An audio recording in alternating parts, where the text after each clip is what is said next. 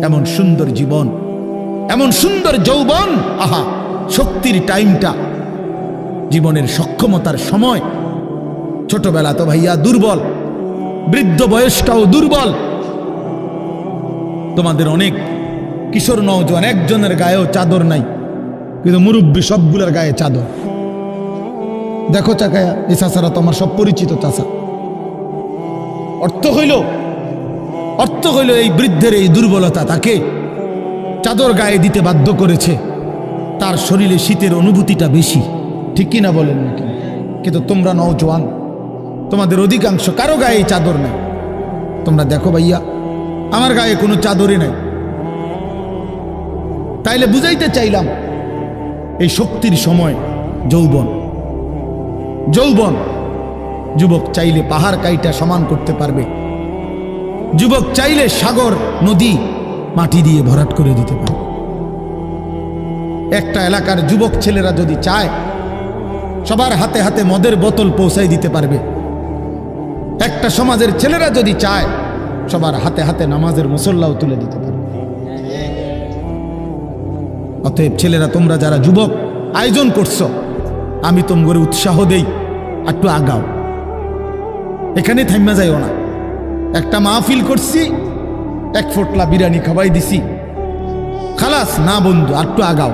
তোমরা আবার বসো, যে কয়জনে মাহফিলের আয়োজন করছো তোমরা আবার বসো, যে আমরা কেমনে আটটু ভালো হইতে পারি, আটটু চরিত্রবান হইতে পারি, আমরা কেমনে নিজেরা নামাজ ধরতে পারি।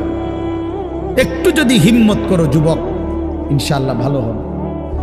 শনিবার দিন আমি আমার মাদ্রাসায়, এই শনিবারে সকাল 10টা থেকে বিকাল 4:30 পর্যন্ত, এইবারই প্রথমবার আমি আলাদা 16 বছর থেকে 30 বছরের নিচে যাদের বয়স, এই কিশোর যুবকদের জন্য আলাদা ইসলাহি মজলিসের আয়োজন করছিলাম।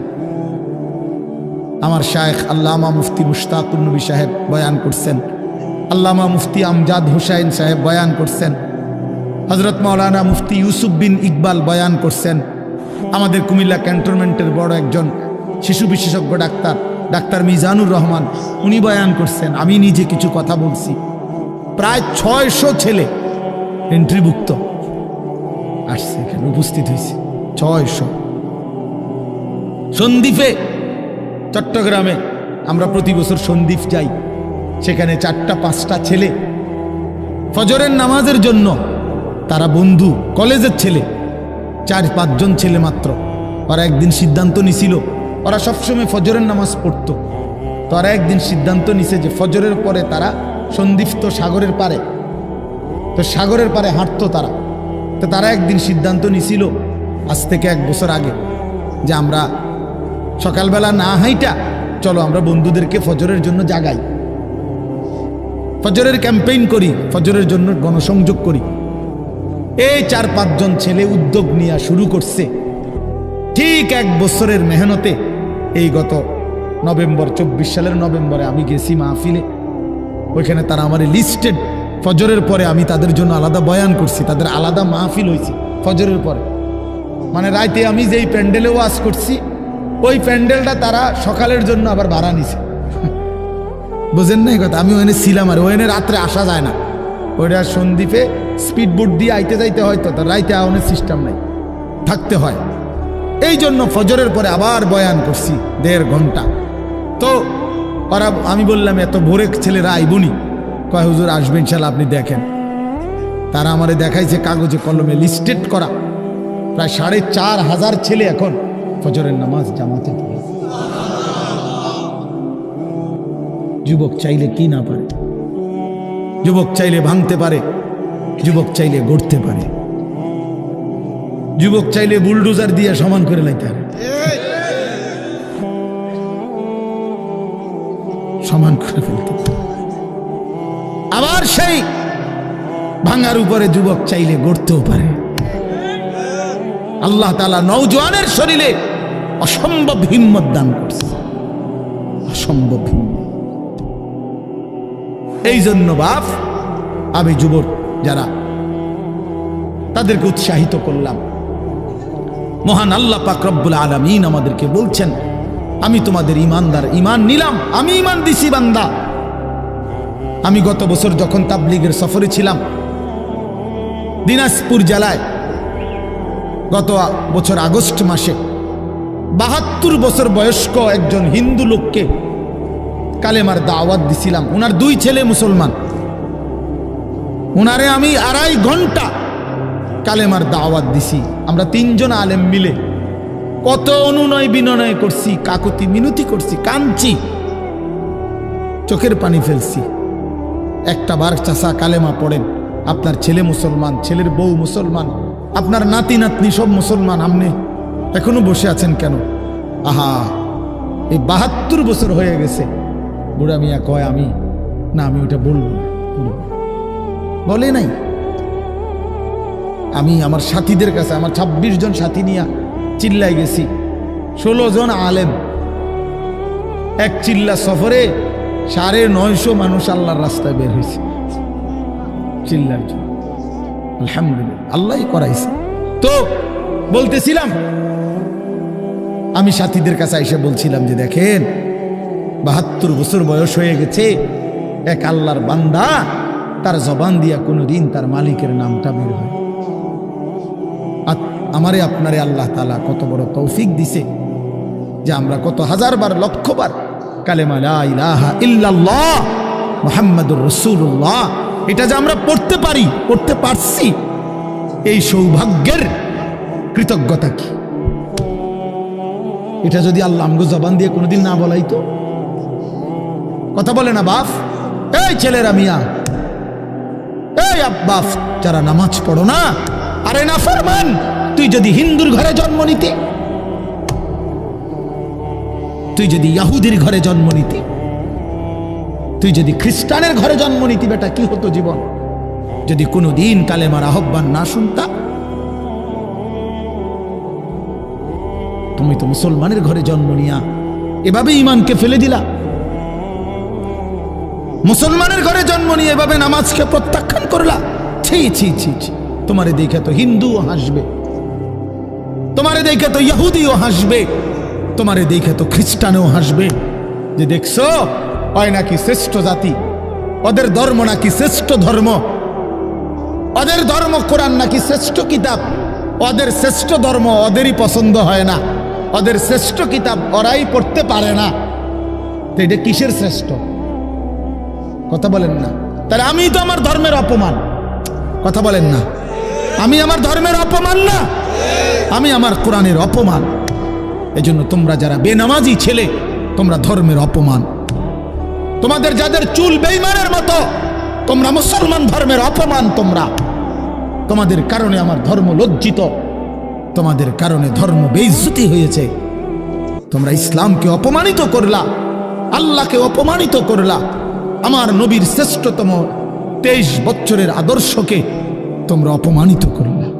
এই অপমানের বিচার আল্লাহ করবে, মনে রাখো, ছেড়ে দিবে না বাপ। আল্লাহ কোরআনে বলছে, বান্দা আমি 1 সেকেন্ড ছাড়বো না, আমি হিসাব নিব। তুমি আমারে কি মনে করছো বান্দা? বাদ্দুগা খাওয়াইছি দেখে তুমি মনে করছো আমি মাতি না? হ্যাঁ, কিটা মনে করছো? এ পেশাব পায়খানার ভাত তুমি মনে করছো? আমি কিছুই বলবো না, কিছুই বলবো না। তুমি জানো না ফেরাউনকে শোয়াইছে কে? তুমি জানো না কারুনকে শোয়াই দিছে কে? তুমি জানো না নমরুদ সাদ্দাতকে নিশ্চিহ্ন করে দিয়েছে কে? তুমি শোনো নাই? তুমি আন্দাজ করো নাই আমি আল্লাহ কেমন? এই পৃথিবীর কত অবাধ্য জাতিকে আমি আল্লাহ ধ্বংস করে দিয়েছি, শোনো নাই?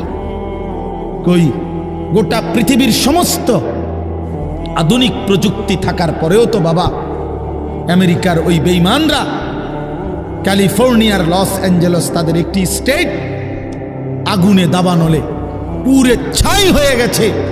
লক্ষ লক্ষ কোটি কোটি মিলিয়ন বিলিয়ন ডলারের এক এক বিল্ডিং। আপনারা মুরব্বীরা মিলিয়ন বিলিয়ন ডলার কি তাই বুঝতেন না? কয়টা আপনি 1 মিলিয়ন বিলিয়ন ডলার কত টাকা? কমপক্ষে 300 টাকার বেশি। মানে আপনি এটি বুঝতেন না, টেহাইডি এটান বুঝতেন না। কথা বুঝছেন কিনা? হ্যাঁ, আমরা কিতাবে পড়ছি এক বুজুর্গকে, হ্যাঁ, একটা জিনিস দামি ওনার কাছে ছিল, তো ওনার কাছে বলছি এটা আপনি বিক্রি করে দেন। কত মূল্য? উনি বলছে 100 দিরহাম, 100 টাকা। তখন উনি যখন বিক্রি করে দিছে, ওনারে 100 দিরহাম দিছে, তো অন্য কেউ ওনারে পরে বলছে, হায় হায় জনাব, আপনি তো বহুত বড় ঠকছেন, মাত্র 100 টাকা দাম চাইলেন, এটার দাম তো আরো অনেক। তো উনি বলছেন, আল্লাহর কসম, 100 টাকার উপরে, 100 দিরহামের উপরে কোনো সংখ্যা আছে? আমার তো এটা জানা নেই, আমার তো এর উপরে কিছু জানা নাই। আমার মেজো বোনের বিয়ে যখন হয়েছিল, মেজো বোন, আমি তখন প্রাইমারি শেষ করে মাদ্রাসায় ভর্তি হয়েছি, এই সময় আমার বোনের বিয়ে হয়েছে। তো বোন জামাই যখন ওই আগে ছোটবেলায় বিয়ের দিন বোন জামাই যখন আসছে, তখন শরবত খাওয়াইছি যে গেইটে নাকি, তখন কিছু টাকা দিতে হয় না, যে শরবত খাওয়ায় তারে। তো আমারে 100টা টাকা দিছে উনি প্রথম।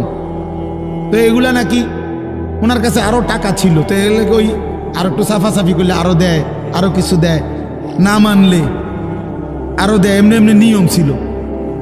আমার 100 টাকা দিছে, আর এটা দেখে আমি একটা দৌড়ে আইয়ালাইছি। আমার পুরা মনে আছে, একেবারে কসম, আমার পুরো এখনো মনে হইলো আর এই কথাটা। আমার একেবারে আমার ভাই, চাচাতো ভাইটাই বা অন্যরা এত দমকাইছে, বেউকুফ, 100 টাকা লইয়া দুধ দিয়ে আইয়ালাইছ। আমি বলছি, আমি তো আসলে এর চাইতে বেশি টাকা জীবনে আর দেখি নাই। তো বলতে চাইলাম, হাজার হাজার কোটি কোটি মিলিয়ন ডলারের এই বাড়ি ভবন, এগুলো পৃথিবীর সর্বাধুনিক প্রযুক্তি দিয়ে, অত্যাধুনিক প্রযুক্তি থাকা সত্ত্বেও, আধুনিক সরঞ্জামাদি থাকার পরেও বাফ আল্লাহর দেওয়া আযাবে আগুনে যখন জ্বলছে, এই কয়দিন হইল, কোনো বেঈমানে 1 সেকেন্ডের জন্য আগুন নিভাইতে পারে নাই। 14,000 ফায়ার সার্ভিস কর্মী একসাথে আপনার পানি দিছে, আরো বাড়ে, আগুন আরো বাড়ছে। তার মানে বোঝা গেল, বাবা, পৃথিবীর কারো শক্তি মূলত কোনো শক্তি না, আল্লাহর শক্তির সামনে, আল্লাহর ফায়সালার সামনে। আল্লাহ যদি ভালো রাখে তাইলেই ভালো থাকা। হ্যাঁ, আপনার টাকা তো আছে 1000 কোটি টাকা, কিন্তু আপনার ফেডে অসুখ, আপনি টেহা দিয়ে কিনবেন। আপনার টাকা তো আছে লক্ষ কোটি টাকা, কিন্তু আপনার তো ডায়াবেটিস, আপনি কিনবেন টাকা দিয়ে কি করবেন? আপনি 7 রাজার ধন হইলেও কি লাভ হবে আপনার? এই জন্য আমি অনুরোধ করছি, আমরা মুমিন, আল্লাহ আমাদেরকে বলছে এটাই কথা, সকলেই আল্লাহর কথা শুনবে এটা জরুরি না, এবং সবার সৌভাগ্য হবে এটাও জরুরি। আসমানের ফয়সালা, আল্লাহ তাআলার ফয়সালা। আল্লাহর কথা বলতে পারা এটাও সৌভাগ্য, শুনতে পারা এটাও সৌভাগ্য, ইন্তেজাম করতে পারা এটাও সৌভাগ্য। যালিকা ফাদলুল্লাহি ইউতিহি মান ইয়াশা। আল্লাহ তাআলা বলছেন, এটা আল্লাহ তাআলার ফজল, অনুগ্রহ, দয়া, তিনি যাকে ইচ্ছে করেন দিয়ে থাকেন, তিনি যাকে ইচ্ছে। হযরতে বেলাল রাদিয়াল্লাহু তাআলা আনহু, ওনার বাড়ি মক্কা মদিনা না, অনেক দূরে, কিন্তু উনি মুসলমান হয়েছেন, সাহাবী হয়েছেন। হযরতে হুযাইফা, নবীজির সাহাবী, ওনার বাড়ি মক্কা মদিনা না, ইয়ামান, উনি মুসলমান হয়েছেন, সাহাবী হয়েছে। হযরতে সালমান, ওনার বাড়ি মক্কা মদিনা না, ওনার বাড়ি ইরান, পারস্য, তো উনি সেখান থেকে আল্লাহ আনাইছেন, উনি কালেমাওয়ালা হয়েছে। হযরত আবু হুরায়রা রাদিয়াল্লাহু তাআলা, বিখ্যাত সাহাবী, সবাই নাম জানে, আবু হুরায়রার নাম সবাই জানেন না? উনিও কিন্তু মক্কা মদিনার মানুষ না, উনি দাউস গোত্র, এটা অনেক দূরের, কিন্তু সেখান থেকে আল্লাহ ওনাকে আনাইয়া মুসলমান হয়েছেন, সাহাবী হয়েছেন। কিন্তু আবু জেহেল বাড়ির কাছে, আল্লাহর ঘর কাবার সবচেয়ে কাছে, সর্বপ্রথম বাড়ি যার কাবা ঘরের পরে আবু জেহেলের বাড়ি। জানেন এটা? আবু জাহেলের ঘরের আগে কারো ঘর নেই, কারো ঘর ছিল না। নবীজির ঘরও আরো পিছনে ছিল, সবার ঘর পিছনে। কাবা ঘরের সবচেয়ে নিকটতম প্রতিবেশী ছিল আবু জাহেল। তো কি হয়েছে? কিন্তু বদনসিব, আবুল আহাব কাছে ছিল, বঞ্চিত। এই জন্য এটা আসমানের ফয়সালা। এত কাছে থেকে বঞ্চিত হলো কেন? এত দূরের থেকে আসলো কেন? বুঝছেন না হিসাবটা? তাহলে মূলত ফয়সালাটা কার? ইউতিহি মান ইয়াশা।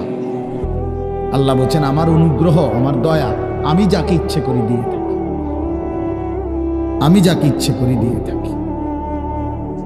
এই জন্য বললাম আর কি, আমি সবাই শুনতে পারবে, শুনবে এটা জরুরি না। আল্লাহ যাকে পছন্দ করে, ইচ্ছে করে, তাকে আল্লাহ তাআলা দ্বীনের বুঝ দান করে। হাদিসের মধ্যে আছে মাইয়ুরিদিল্লাহু বিহি খায়রান ইউফাক্কিহু ফিদ্দীন। আল্লাহ যার ভালো চান, কল্যাণ করতে চান, তাকেই আল্লাহ তাআলা দ্বীনের বুঝ দান করে, দ্বীনের বুঝ দান করে। নবীজি বলেন ইজা আরাদাল্লাহু বিআবদিন খায়রান ইস্তা'মালাহু। আল্লাহ যখন তার কোনো বান্দার ব্যাপারে ভালোর ফয়সালা করে, তো আল্লাহ তাআলা তাকে কাজে লাগান। সাহাবীরা জিজ্ঞেস করছে কিভাবে কাজে লাগায়? কাইফা ইস্তা'মিলুহু, হে আল্লাহ রাসূল, আল্লাহ তাকে কাজে লাগান কিভাবে? তো নবীজি বলেন ইউওয়াফিকুহু লিআমালিন ক্বাবলাল মাউত। আল্লাহ যাকে ভালো চান তাকে মৃত্যুর আগে আগে নেক আমল করার তৌফিক দান করেন। এটাই তারে কাজে লাগাইছে যে ঠিক আছে, তোমারে দিয়ে আমি আমার সিজদা দেওয়া, তোমারে দিয়ে আমি আমার ঘরের খেদমত নেব, তোমারে দিয়ে আমি আমার কোরআনের খেদমত নেব। আল্লাহ তাকে আমলের তৌফিক দিয়ে থাকেন। তাইলে এই জন্য বললাম, এটা সব সময় মনে রাখবে, আল্লাহর দেওয়া তৌফিক ছাড়া বান্দা নামাজ পড়তে পারে না। বাত আল্লাহ সবাইকে খাওয়ায়, সেজদা আল্লাহ সবাইকে দিয়ে দেওয়ায় না। দুনিয়ার প্রয়োজন আল্লাহ সকলের প্রয়োজন পূরণ করে। জন্তু, জানোয়ার, কুকুর, বিড়াল, সাপ, বিচ্ছু, কাফের, মুশরিক, বেঈমান, নাস্তিক, মুরতাদ, এদের সকলের দুনিয়াবি প্রয়োজন আল্লাহ পূরণ করে। এই খানা পিনা, পেশাব পায়খানা, হ্যাঁ জরুরত, এগুলো তো আল্লাহ তাআলা জন্তু জানোয়ারেরও পূরণ করে। কিন্তু সেজদা, আল্লাহর গোলামি, আল্লাহর ইবাদত সবাইকে দিয়ে আল্লাহ করায় না।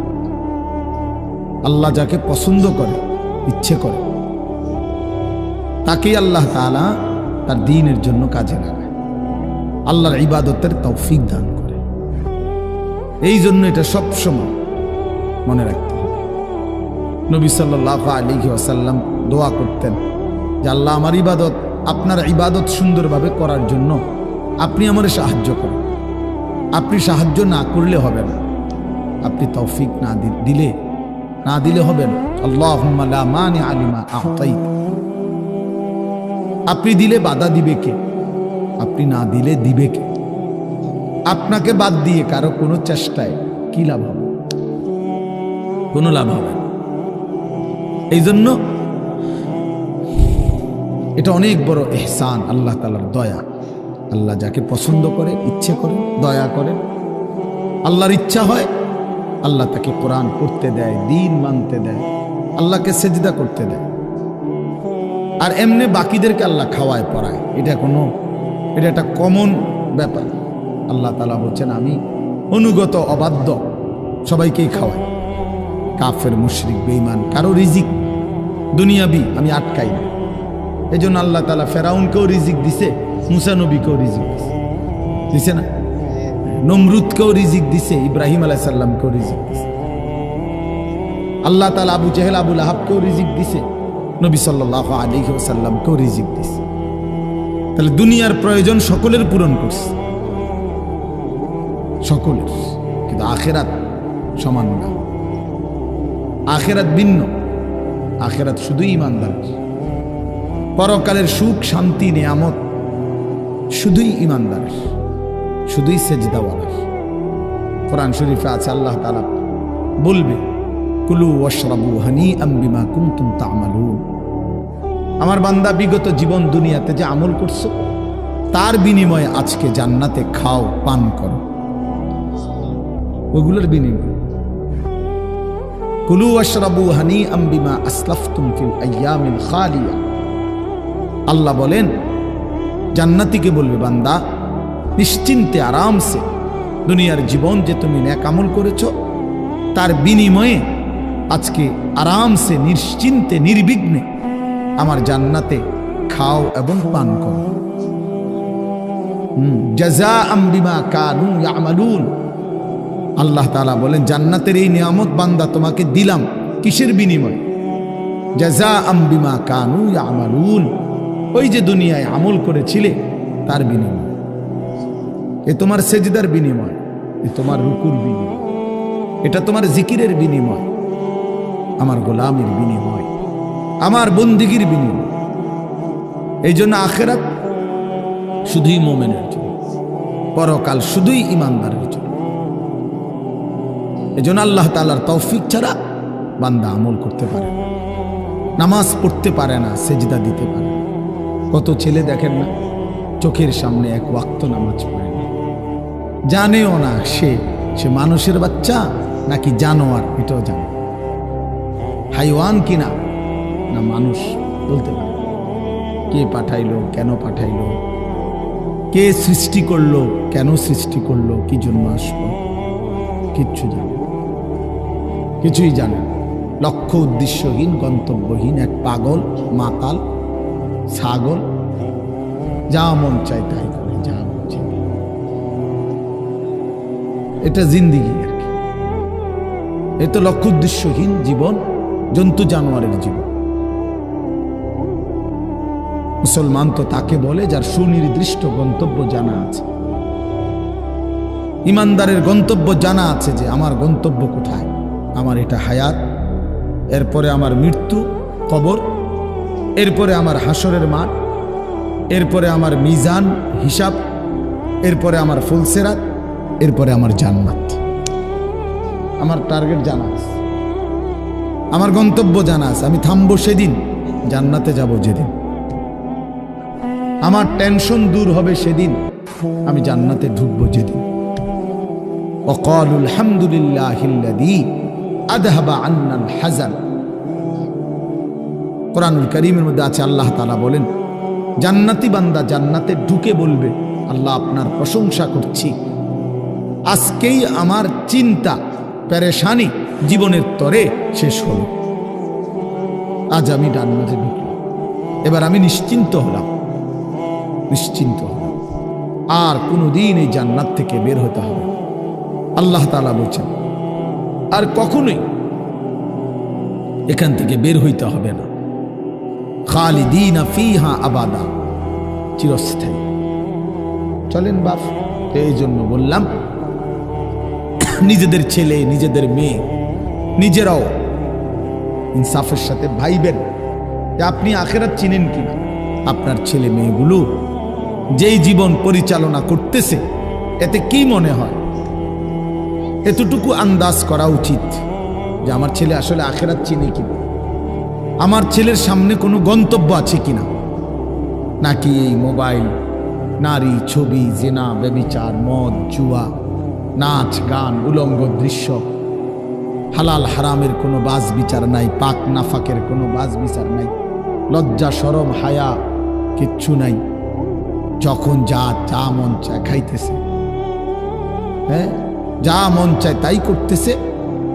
তো এই খামখেয়ালি জীবন, যখন যা মন চায় তাই, হালাল হারাম, জায়েজ না জায়েজের জীবন, যার পার্থক্য নাই, আল্লাহ তাআলা কোরআনে বলছে তার উদাহরণ হলো ফামাসালুহু কামাসালিল কাল, কুত্তার মতো। হ্যাঁ, এটা কোরআন শরীফের আয়াত। ওই জীবন কুত্তার জীবন, কুকুরের জীবন। এই জন্য আমি সবসময় এটা বুঝি, বেনামাজির জিন্দেগি কুত্তার জিন্দেগি। এই ফজরের নামাজ না পড়ে যে জানোয়ারগুলো ঘুমায় থাকে, এগুলা কুকুরের জিন্দেগি। খালাস। এই সুদখোরগুলো যে জিন্দেগি কাটায়, এগুলো কুকুরের জিন্দেগি। এই হারামখোরগুলো যে জীবন কাটায় এটা জানোয়ারের জীবন। কোরআন শরীফের আয়াত এটা। ওয়াত্তাবাআ হাওয়াহু ফামাসালুহু কামাসালিল কালব। আল্লাহ বলছে মনের ইচ্ছা মতো যে চলে, আল্লাহর হুকুমের পরোয়া করে না, হালাল হারাম এর পার্থক্য যে মানে না, আল্লাহ বলছে তার উদাহরণ কামাসালিল কালব, কুত্তার মতো, কুকুরের মতো। ইন তাহমিল আলাইহি ইয়ালহাস আও তাতরুকহু ইয়ালহাস।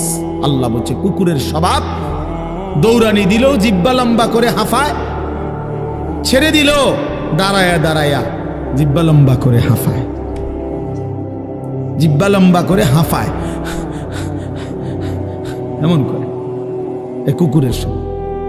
পেলেও অতৃপ্ত, না পেলেও অতৃপ্ত, থাকলেও অশান্তি, না থাকলেও অশান্তি। কারণ হারাম করছে, নাফরমান যে, আল্লাহর অবাধ্য যে, পাক নাফাক, হালাল হারাম, যার কাছে সুদ আর ব্যবসা একই রকম মনে হয়, সে কি মানুষ নাকি? যার কাছে আপন বউ পরের মহিলা সমান মনে হয়, নিজের বউও দেখে, মানুষের বেডিও দেখে, তো তার কাছে কি কোনো হালাল হারামের পার্থক্য আছে কি? তো সে জানোয়ার না তো জানোয়ার কি? সে জানোয়ার না তো জানোয়ারটা কে? তাই বলে, ইনসাফের কথা বলে, নাহলে বিচারে কোন কি কয়? এই জন্য এটা সবসময় মনে রাখবেন, জওয়ান হন আর বুড়া হন, আমি হই আর আপনি হন, হালাল হারামের পার্থক্য যার মধ্যে নাই, কুকুরের মধ্যে কোনো হালাল হারামের পার্থক্য নাই,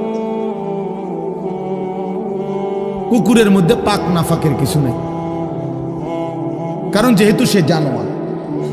কিন্তু মানুষ যে ইনসান, তার সৃষ্টিগত সত্তার মধ্যে হালাল হারামের অনুভূতি থাকতে হবে। মুসলমান তাকেই বলবে যার মধ্যে জায়েজ না জায়েজের পার্থক্য আছে, হালাল হারামের অনুভূতি আছে, পাক নাফাকের অনুভূতি আছে। কোরআনুল কারীমে আল্লাহ তাআলা এটা বলছেন। এজন্য নবীজি বলছেন আল হালালু বাইয়িন ওয়াল হারামু বাইয়িন। যেটা হালাল এটা স্পষ্ট, যেটা হারাম এটাও স্পষ্ট। নবীজি বলেন আমি অন্ধকারে রেখে যাই নাই উম্মতকে, একটা সেকেন্ডের জন্য আমি আমার উম্মতকে আড়ালে রেখে যাই নাই, সবকিছু আমি স্পষ্ট বলেছি। হালাল গুলোও পরিষ্কার করে দিছি, হারাম যা তাও স্পষ্ট করে দিয়েছি। 24 ঘন্টার যাবতীয় কর্মকাণ্ড আমি আল্লাহ স্পষ্ট করে দিয়েছি। ওই দেখেন ওই অপদার্থ ছেলেটার দিকে দেখেন, এক নজরে মোবাইলের দিকে তাকায় রয়েছে, কারে বলে কি ওয়াজ করে এর কোনো খবর। এটা ধরে রাখছে মোবাইল, এক নজর একদিকে খালা। এবার ওয়াজ হয়, কারে বলে কি বলে, আমার এত কিছু দরকার, আমি আর আমার মোবাইল। এই জিন্দেগি, এই ছেলে পেলেদের আকসারের জীবন। 24 ঘন্টা পৃথিবীতে তার একটাই জিনিস, সেটা হলো একটা মোবাইল। এটাই তার মা, এটাই তার বাবা, এটাই তার আত্মীয়, এটাই তার স্বজন। মোবাইলেই হাসে, মোবাইলেই কাঁদে, মোবাইলেই আবেগ, মোবাইলেই অনুভূতি, সব কিছু জীবনের মোবাইলটা। কোত্থেকে আসলো, কে বানাইলো, কে সৃষ্টি করলো, কেন পাঠাইলো, কে আমারে বানাইলো, আমি কোত্থেকে আসলাম, কেন রাত হয়, কেন দিন হয়, আমার কোনো দায়িত্ব আছে কিনা আমার আল্লাহর পক্ষ থেকে, কিচ্ছুর কোনো সামান্যতম বুঝ বুদ্ধি আকল দিমাগ কিচ্ছু। 365 দিন, এক বছরে কোনো দিন নামাজ পড়ে না, তারও কিছু মনে পড়ে না, কেউ তারে মনে করাইও দেয় না। কই তার বাপ কেডা, তার মা কি, কেউ একটু বলেও না যে কিরে বাপ তুমি যে এক ওয়াক্ত নামাজ পড়ো না, তুমি মুসলমানের বাচ্চা হইলা কেন, তুমি মানুষের বাচ্চা হইলা কেন। তার মা একটা বার বলে না, মা এ কেমন, সন্তানই কেমন। আমার খুব আফসোস লাগে, এটা খুব আফসোস। মাঝে মাঝে মনটা চায় যে কি আসলে কি মুসলমান এত পাষাণ হইল কেমন? বাপে কেমন, সন্তানেই কেমন, মাই কেমন, মেয়েটাই কেমন। কেউ পর্দা করেন, মাও বেপর্দা, মেয়েও বেপর্দা। বাপ ফুজি ছেলে মেয়ে সবাই মিলে টেলিভিশন চায়, একসাথে নাচ গান নর্তকীর ছবি নাটক সিনেমা দেখতেছে। ছি ছি ছি ছি, কত নিকৃষ্ট মুসলমান, কত বেশরম বেহায়া নির্লজ্জ হইলে এত বড় বেশরম হইতে পারে? আত্মমর্যাদা, আত্মসম্মান, লজ্জা যদি এক বিন্দু থাকতো তাইলে তো বাবা জিজ্ঞেস করতো যে কিরে বাপ, তুই মুসলমানের ঘরে জন্ম নিয়া এক ওয়াক্ত নামাজ পড়ে না, তুই কেমনে রে আমি মুসলমানের সন্তান হইলি? তুই মুসলমানের ঘরে সন্তান হইলি কেমন? আরে এইটা তো আগে বোঝাপড়া করার বিষয় ছিল। তোর বিদেশ, তোর চাকরি, তোর দাখিল, তোর এসএসসি বেড়া এডি বাদ দে বেড়া, থো বেড়া এডি পরের কথা বেড়া। আগে তুই মুসলমানের বাচ্চা কিনা আগে এটা বল বেটা। তোর নামাজের বোঝাপড়া কর আগে বেটা। কিসের তোর বিদেশ, আবার কিসের তোর দেশ? তোর চাকরি দিয়ে আমি করব কি? তোর ব্যবসা দিয়ে আমি করবো কি? তোর উপার্জন খাইয়া আমি করবো কি বেটা? তুই তো হারাম কর, তুই তো নাফরমান। এতটুকু যদি বিবেক বাবার না থাকে, সেটা কেমন বাপ? এ কেমন অভিভাবক? এ কেমন মুসলমান মা বাবা যাদের হৃদয়ে এই কথা আসলো না? আপনার তো উচিত ছিল আগে এই বোঝাপড়া করা। আগে ছেলের সাথেই বোঝাপড়া করেন। তুই মুসলমানের বাচ্চা কিনা আগে এটা বল। মুসলমানের বাচ্চা 16 বছরে এক ওয়াক্ত নামাজ ছাড়া থাকে কেন? কথা বলেন, ইনসাফ কি বলে? ইনসাফের কথা বলেন, বিচারের কথা বলেন। ছেলেগুলোকে আপনারা এভাবে ছেড়ে দিলেন, আর তোমরা ছেলেরাও বাবা এভাবে নষ্ট হয়ে গেল। অনাদরে, অবহেলায় এমন সুন্দর জীবন, এমন সুন্দর যৌবন, শরীর স্বাস্থ্য সব শেষ করে দিলাম। একবারও মনে পড়লো না তোমারও তো শেষ আছে বাপ। রাত যেমন ভোর হয়, দিন যেমন রাত হয়, তোমারও হায়াতও একদিন শেষ হয়। প্রতি ঘন্টা মিনিট সেকেন্ড যায় মানে তোমার হায়াত যায়, আমার হায়াত যায়, ঠিক না? তো আল্লাহ আমাদেরকে বুঝ দান করেন।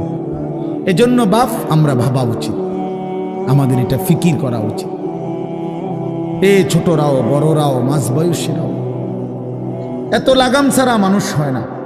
মুসলমানের জীবন এত বড়, জন্তু জানোয়ারের মতো হওয়ার কথা না বাবা। হ্যাঁ, গুনাহ হইতে পারে, গুনাহ আমারও আছে, আপনাদেরও আছে, গুনাহ হইতে পারে, হবে। সেটা হলো হুচট খাওয়া।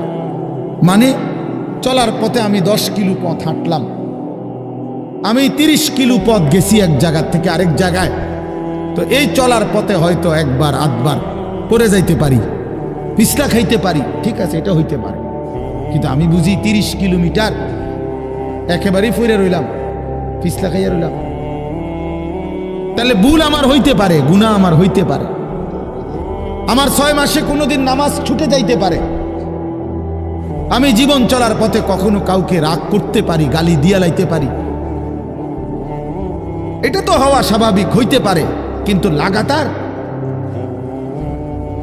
প্রতিদিন একরকম, এটা মুসলমান? কথা বুঝছেন কিনা আমার?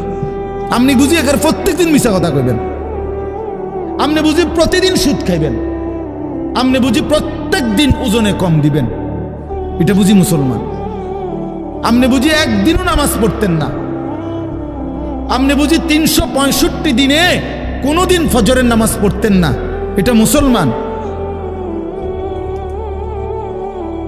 তো এটা তো হুচট খাওয়া না, এটা তো গাদ্দারি, এটা তো ইচ্ছা করে ঠান্ডা মাথায় ধীরে সুস্থে ভেবে চিনতে আল্লাহর সাথে গাদ্দারি করতেছে, আল্লাহরে বুড়া আঙ্গুল দেখাইতেছে যে দেখো কইলা কেন সেজদা দিতাম না, চাই কিতা করতাম, আল্লাহ বলবে অসুবিধা নাই বান্দা, বাতে না খাও, আর তো বেশি কিছু না, দুগা খানাই তো খাও আর ঘুম যাও, খানা তো কুত্তাও খায়। তবে মনে রাখো কবরে আইসো একটা লাথি দেওয়া ফেরেশতারে দিয়া, একটা লাথি, এক লাথিতে বুঝবা আমার নাফরমানির শাস্তি কি। কাল্লা সাউফা তা'লামুন সুম্মা কাল্লা সাউফা তা'লামুন। আল্লাহ বলে বান্দা কবরে আইসো, আমি বুঝায় দেব আমার নাফরমানির শাস্তিটা কি। ফেরেশতা দুই কান বরাবর। আল্লাহর নবী বলছেন নাফরমানের কবরে ফেরেশতা ফায়াদরিবু দারবাতান বাইনা উযুনাইহি, দুইটা কান বরাবর ঘাড়ের মধ্যে প্রত্যেকটা আঘাত করবে লোহার হাতুড়ি দিয়ে। ফায়াসিহু সাইহাতান, নাফরমান কবরে এত জোরে চিৎকার করবে ইয়াসমাউহা মান ইয়ালিহি ইল্লা সাকালাইন। আল্লাহর নবী বলেন দুনিয়াবাসী মানুষ এবং জিন ব্যতীত আল্লাহর সব সৃষ্টি ওই বেঈমানের কবরের চিৎকার শুনতে পাবে, এমন জোরে চিৎকার দিবে। একটা একটা আঘাত এভাবেই চলবে কিয়ামত পর্যন্ত, এভাবেই চলবে কিয়ামত পর্যন্ত। আল্লাহর নবী সাল্লাল্লাহু আলাইহি ওয়াসাল্লাম বলেন নাফরমান পাপীকে যখন কবরে রাখা হবে, তিনটা প্রশ্নের উত্তর যখন নাফরমান দিতে পারবে না, সাথে সাথে কবর তারে এত জোরে একটা চাপ দিবে, একটা চাপ দিয়া ডান পাশের মাটি বাম দিকে, বাম দিকের মাটি ডান পাশে চলে আসবে। হাত্তা তাখতালিফা আদলাউহু, আল্লাহর নবী বলেন ডান পাশের পাঁজরের হাড্ডি ভাইঙ্গা বাম পাশে ঢুকে যাবে, বাম পাশের হাড্ডিগুলো ভাইঙ্গা ডান পাশে ঢুকে যাবে। নবীজি দেখায় দিছে হাত্তা তাখতালিফা আদলাউহু, এইভাবে দুই আঙ্গুল একটা যেমন আরেকটার মধ্যে ঢুকে যায়, আল্লাহর নবী বলেন এভাবে পাঁজরের হাড্ডি একটা আরেকটার মধ্যে ঢুকে যাবে।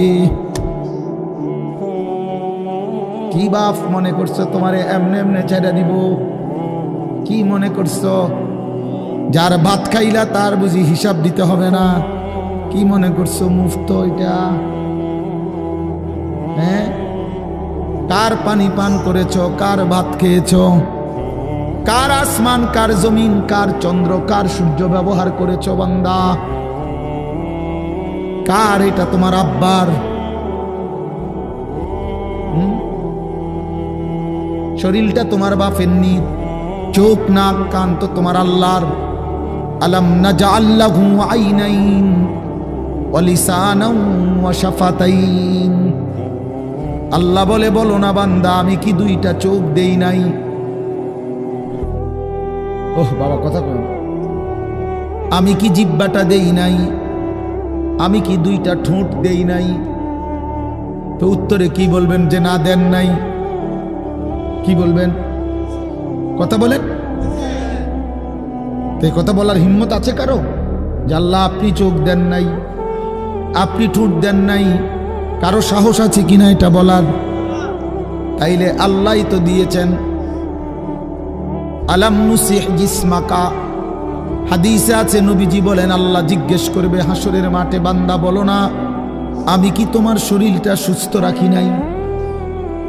ওয়া নুরভিকা মিনাল মা, আমি কি প্রতিবার তৃষ্ণার্ত অবস্থায় তোমারে আমি আল্লাহ তো আমি কি পানি পান করাই নাই?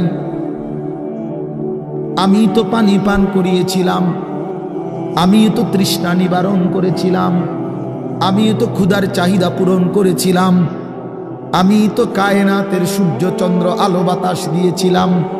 ওয়াজআলনা নাওমাকুম সুবাতা, আল্লাহ বলে সারাদিনের ক্লান্তি দূর করার জন্য রাত্রি গভীরের ঘুম আমি আল্লাহই তো বানিয়েছি। ওয়াজআলনাল লাইলা লিবাসা, অন্ধকার কালো চাদর দিয়ে ঢেকে পৃথিবীটাকে অন্ধকারাচ্ছন্ন করে দিয়েছি আমি আল্লাহই তোমার ঘুমের উপযুক্ত পরিবেশের জন্যে। আবার দিনের বেলা আলোকিত করে দিয়েছি তোমার উপার্জনের সুবিধার জন্যে। রাতে তুমি ঘুমাইবার জন্য অন্ধকার করে দিয়েছি। দিনে তুমি রোজগার করবা এই জন্য আলোকিত করে দিয়েছি। সুবহানাল্লাহ। ওয়াজআলনান নাহারা মাআশা, উপার্জনের জন্য দিন বানিয়েছি, ঘুমাইবার জন্য রাত বানিয়েছি। ওয়াজআলনা সিরাজান ওয়াহাজা, একটা উজ্জ্বল সূর্য আমি আল্লাহই বানিয়েছি। وأنزلنا من المعصرات ماء ثجاجا, জমাট বাঁধা মেঘ থেকে আমি আল্লাহ অঝোর ধারায় বৃষ্টি নামিয়েছি। এই জমিনটাকে সিক্ত নরম করেছি, ছোট্ট ছোট্ট ছিদ্র বানিয়েছি। তোমার অনাদরে ফেলে দেওয়া দানা আমি আল্লাহ কুদরতি স্বয়ংক্রিয় মেশিন দিয়ে আমি আল্লাহ জমিনের নিচে আমি নিয়ে এসেছি। কয়দিন পরে আবার আমি আল্লাহ সেই ছোট্ট দানা থেকে নতুন গাছ বের করে দিয়েছি। লিনুখরিজা বিহি হাব্বান ওয়া নাবাতা, তাহলে রিজিকের ব্যবস্থা আমি করলাম, ঘুমের ব্যবস্থা আমি করলাম, উপার্জনের পরিবেশ আমি করে দিলাম, শরীর স্বাস্থ্য জীবন যৌবন আমি দিলাম। আমি কেন সেজদা পেলাম না? আল্লাহ যদি বলে বান্দা আমি কি অপরাধ করলাম, আমি তোমারে এত কিছু দিয়ে আমি কি অন্যায়টা করলাম যেই অপরাধের কারণে তুমি আমারে সেজদা দিলা না? কি বলবা যুবক? নাফরমান যুবক কি বলবা? অসভ্য যুবক যে নামাজ পড়ো না, হাইওয়ান তুমি কি বলবা? তুমি মানুষ না জানোয়ার? বেনামাজি তুই মানুষ না জানোয়ার? বল, মানুষ না জানোয়ার? বল বেটা। অনেক বেহায়া এখনো হাসে এইখানে, এত বড় অসভ্য বেহায়া, এই বেহায়া এখনো হাসে। চিন্তা করছো নি? হ্যাঁ, এত বড়, এত নির্লজ্জ, এত বড় অসভ্য যে এখনো হাসে। অর্থ হইল আমারই কয়, বুঝেন নাই? বুঝতেছে সে আমারই কয়। আহ আহ, আমার মনে হয় কুকুর রে কইলে কুকুর মাথা নামাইলে। আহা, আমাদের সন্তানদের হালাত কত নাজুক, চিন্তা করে দেখে। মুসলিম সমাজে বসবাস করে, বাপ মুসলমান, মা মুসলমান, চারিদিকে মসজিদ, চারিদিকে মাদ্রাসা, কত দাড়িওয়ালা, টুপিওয়ালা, পাঞ্জাবিওয়ালা। প্রতিদিন মসজিদের মিনারা থেকে উচ্চ কণ্ঠে মাইকের হর্ন দিয়ে আজান হইতেছে। এত বেশি মাইক, হর্ন, মসজিদ, মাদ্রাসার পরিবেশের মাঝখানে থাইকাও এটা কত বড় গাদ্দার, কত বড় গাদ্দারা নাফরমান। এত সুন্দর চারদিকে মসজিদ, মাদ্রাসা, আলেম ওলামা, দাড়ি, টুপি, মাদ্রাসার পরিবেশের ভেতরে থাইকাও জানোয়ারে একটা সেজদা দেয় না। কত বড় নিকৃষ্ট জানোয়ার, চিন্তা করছে। এই বাপ, এমন সন্তান পাইলা কবরে যাই আফসোস ছাড়ার কিচ্ছু নেই। আজকে যদি এই আফ্রিকার জঙ্গলে থাকতো তাহলে হয়তো যে বাবা এত বড় আফ্রিকার জঙ্গলে ছিলাম যেখানে কোনো দিন কোনো আজান হয় নাই, যেখানে কোনো মসজিদ দেখি নাই, মাদ্রাসা দেখি নাই, আল্লাহ চিনব কোত্থেকে? আমি তো আফ্রিকার জঙ্গলের ভিতরে থাকতাম। বলেন, একটা ছেলে বলেন, এই ছেলেগুলো বেনামাজি যে ছেলেগুলো, এদেরকে জিজ্ঞাসা করেন যে বাবা তুই কি আল্লাহ চিনলি না, না রাসূল চিনলি না? তুমি বাবা কি মসজিদ চিনলা না, মাদ্রাসা চিনলা না? কোনোদিন কি কোরআন দেখলা না? কারো লাশ, কারো জানাজা, কারো কবর কিছুই দেখো নাই? কিচ্ছুই তোমার কলজার মধ্যে কোনো এক বিন্দু কোনো বিবেক অনুভূতি জাগাইলো না? শুধু নারী, শুধু একটা মোবাইল, শুধু একটা ছবি, শুধু একটা অশ্লীল দৃশ্যের কাছে হেরে গেলা। ছেলেরা বলো বাবা, তোমরা বলো, কার কাছে হাইরা গেলা? কেমনে হাইরা গেলা তুমি?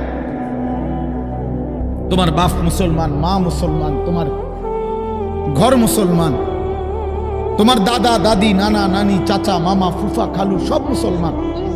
তোমার এলাকার চারদিকে আজান হয়, তোমার মহল্লার প্রত্যেক গলিতে গলিতে মাদ্রাসা আছে।